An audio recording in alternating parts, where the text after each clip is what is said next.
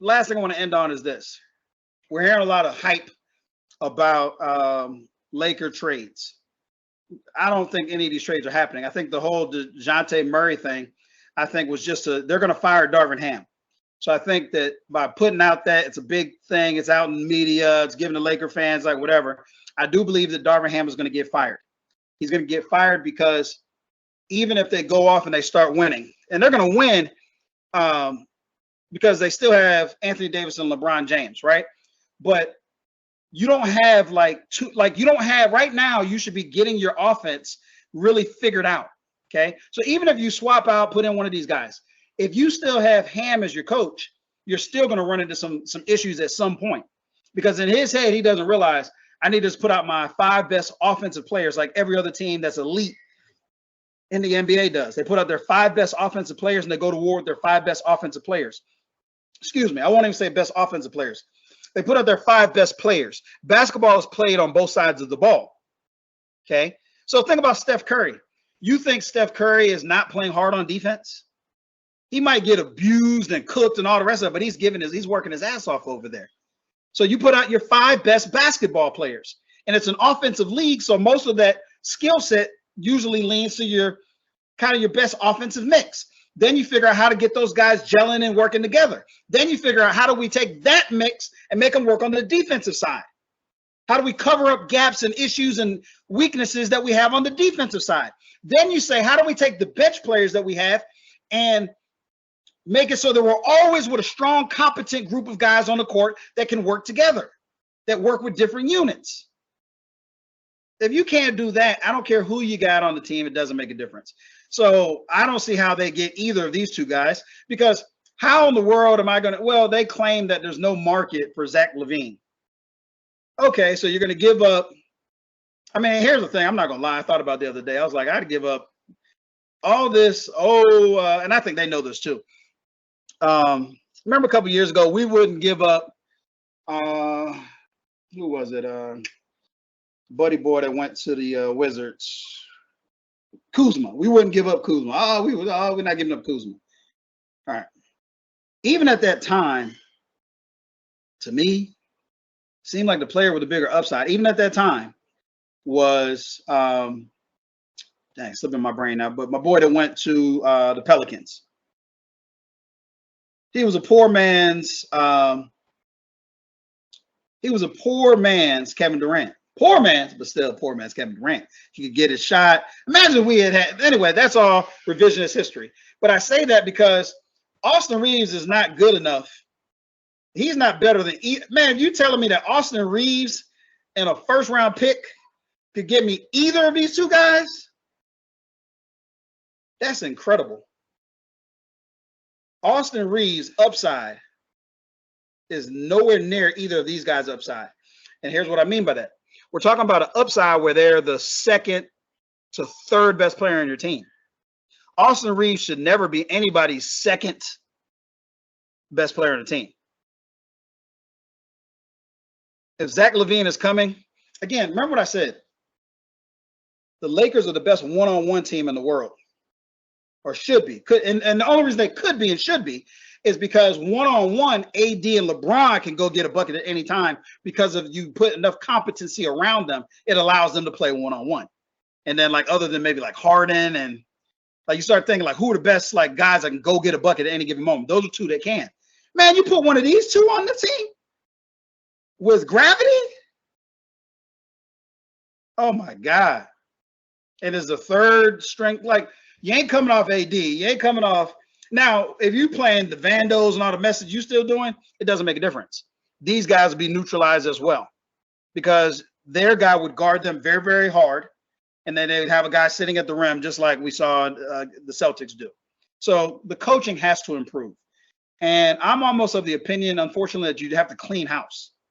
And I get it. They might say Phil Handy steps in. And it's probably hard to find a guy right now in the middle of the season. And I know, like, I don't think the Lakers are as rich as everyone thinks. Just because they make a lot of bum moves for like such a wealthy franchise. So that maybe tells me that the owners aren't really as rich as I think. But they just make a lot of bum. They do a lot of bum type things. Kind of weird. Anyway, I don't see any big trade happening, because If someone told me that Zach LaVine is going for a bag of chips, I'm gonna give you 2 bags of chips. If somebody told me that Dejounte Murray is going for 3 bags of chips, I'm gonna give you 6 bags of chips. There's enough people in the league that realize that these are good enough players that if they're going for pennies on the dollar, which is all the Lakers can really pay, then I'm going to jump in there and give you quarters on the dollar. So they're not getting anybody elite. We can go ahead and put that out of our minds now. Like, it's not even possible. Now, where we could get a really good player is, I think people are sleeping. There's somebody that understands the value, like a coach. Now, I might be wrong. Here's what I might be wrong about. D'Lo, Rui, Austin Reeves. Man, why do I keep forgetting my young boy's name? I call him Baby Kobe because he looks a lot like Kobe. But anyway, slipping my head at the moment. But the point is, all of those guys in the right situations,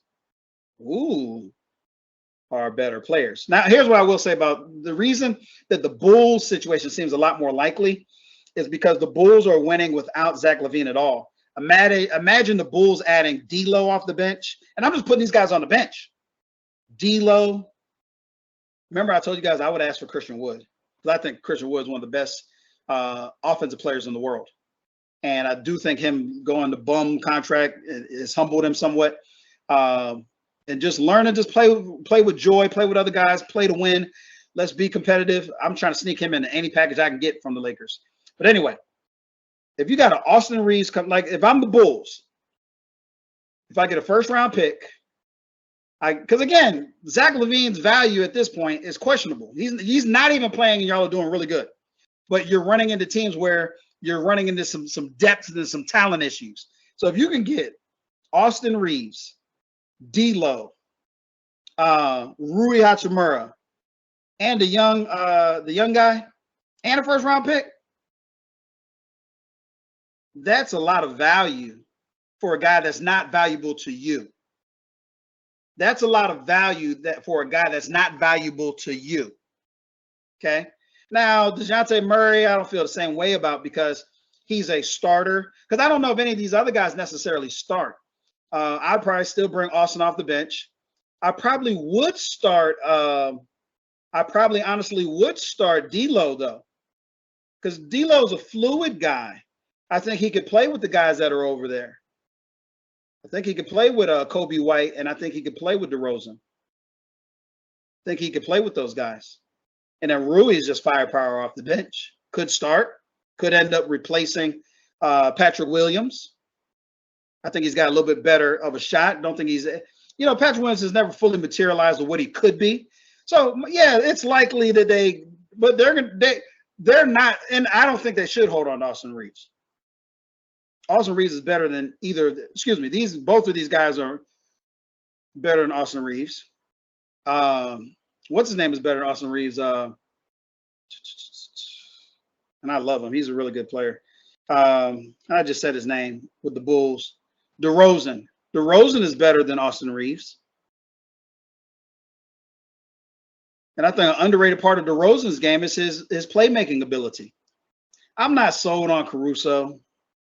I think maybe another team. Like, does he start? Yeah, Caruso could start.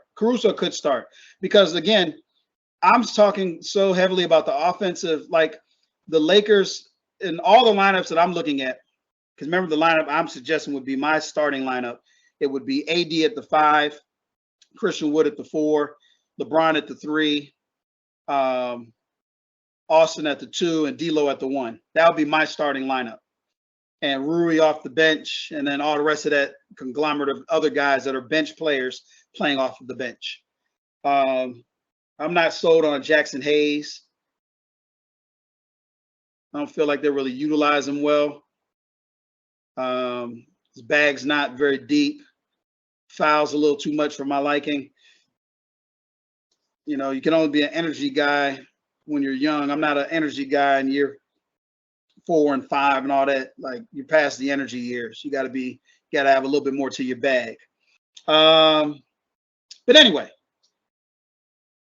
if I get Zach LaVine, And I gave up all my ball handlers. You still would have Gabe. Did they have anybody? Yeah, I mean, I'd want something like, because imagine if you could still get it. Well, never mind. You're not going to be able to get Zach LaVine and Caruso.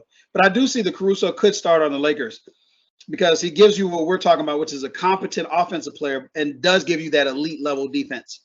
And what's cool about Caruso is he leans more defense than offense, but offensively is competent enough to play with an elite group and even plays better with great talent around him, such as LeBron and some of those guys. But yeah, I just don't see them making this high-level trade. Definitely not Murray, because I just feel like Murray is a really good player on both sides of the ball. And can, with him coming out, proving that he can play with a guy like Trae Young, who's so ball dominant, it just shows that he's a good kid. He's a humble kid. He's willing to play hard, do what he's got to do. And, I could see him going to New York. Could he play in LA? Absolutely. But I don't see us having a bag deep enough to get him. I do see us having the possibility of getting Zach LaVine, but I do think we would have to give up either. They seem to want Austin Reeves, right? And if I'm them, honestly, I would want Austin Reeves, D'Lo, and Rui, and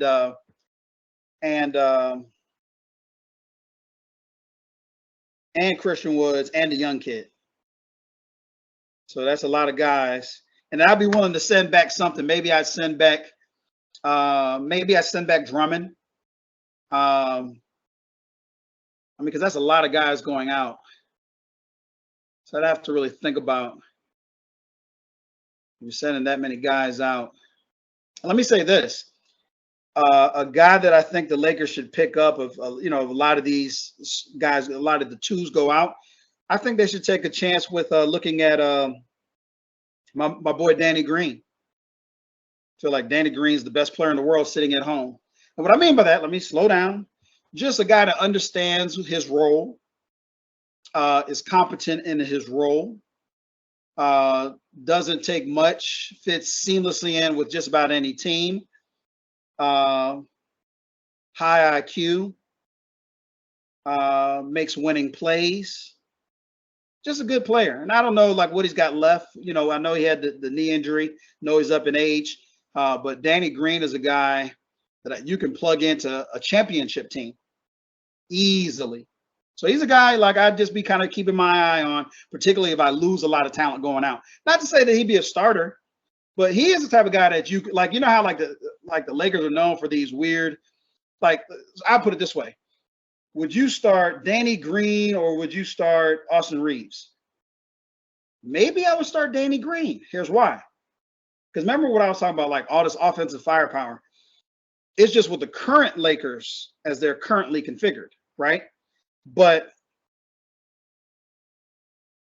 Prince has been coming up the peephole just because he can shoot, but that's it. Danny Green can shoot. Danny Green's he's a connective guy. He just makes the right play. And that allows you to save Austin on the bench to come off with some firepower. So that, I think Austin Reeves is a better player at this point than Danny Green.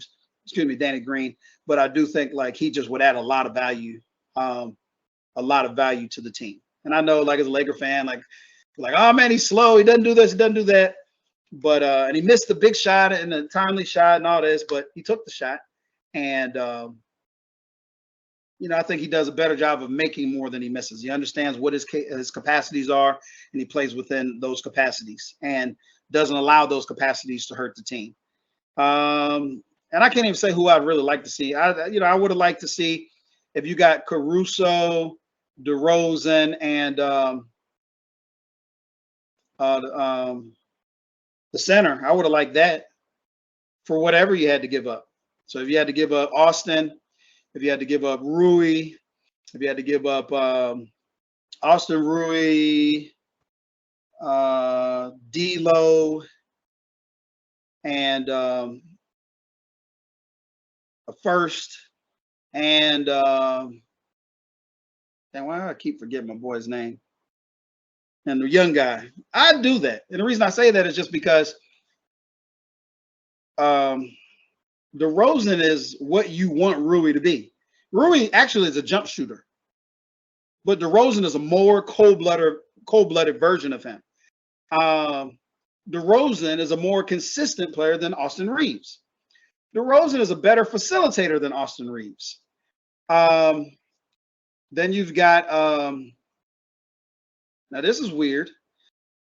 Caruso, like when you look at Caruso, let's say Caruso versus D'Lo or, now I believe D'Lo's a really good player. He leans offense, but he's a great player. Caruso is a great player in this respect.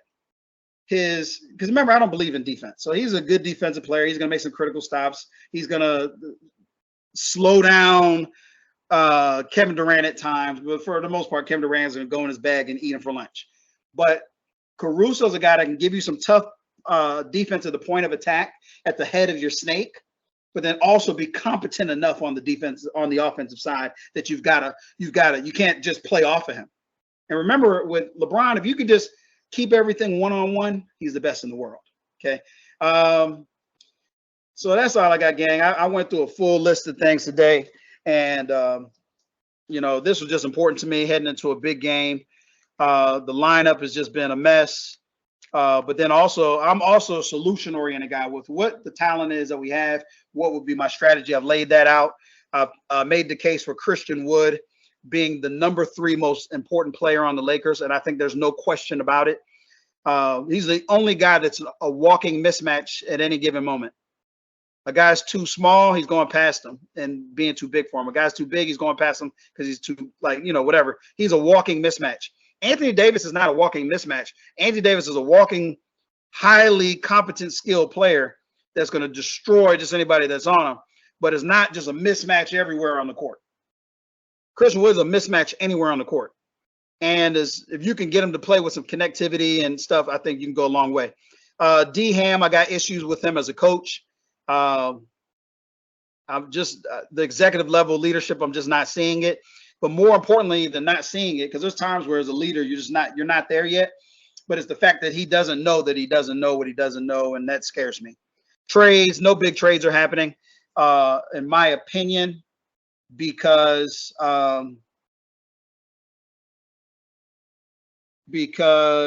like I said, if you got some player that's that good and you're paying peanuts, I'm gonna pay roasted peanuts to get them. And I think there's people that got that available. So other than that, like I said, I look forward to seeing where things go tonight against Charlotte. Like I said, the team we're playing never matters to me. We always have a chance if you got LeBron and AD and basketball players around them. And there's no reason the Lakers shouldn't be able to put 3 other basketball players around LeBron and AD every single time they're on the court, every possession. And even the guys that aren't full basketball players that have lapses in their game, you've got to be more effective about how do you put Vando at the dunker spot. If Vando's guy is always going to be playing in the middle anyway, not respecting him at the 3-point line, play him down at the dunker spot and have him practice dunking.